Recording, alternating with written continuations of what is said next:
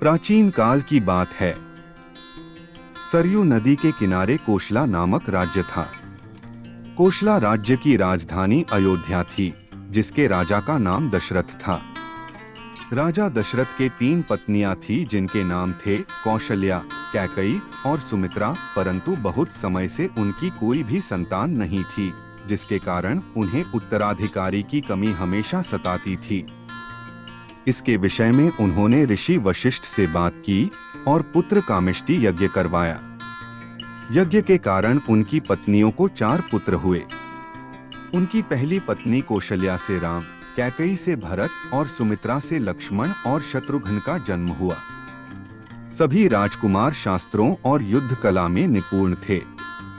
जब राम 16 वर्ष के हुए तब ऋषि विश्वामित्र राजा दशरथ के पास गए और यज्ञ में विघ्न डालने वाले राक्षसों का अंत करने में राम और लक्ष्मण की मदद मांगी।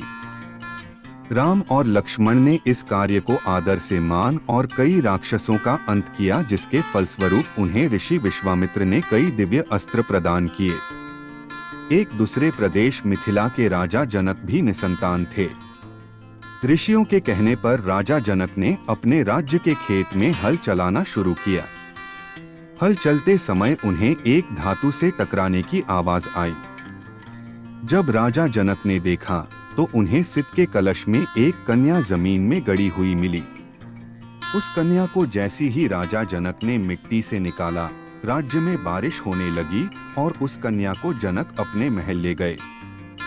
सित के कलश में पाने के कारण उस कन्या का नाम सीता रखा गया।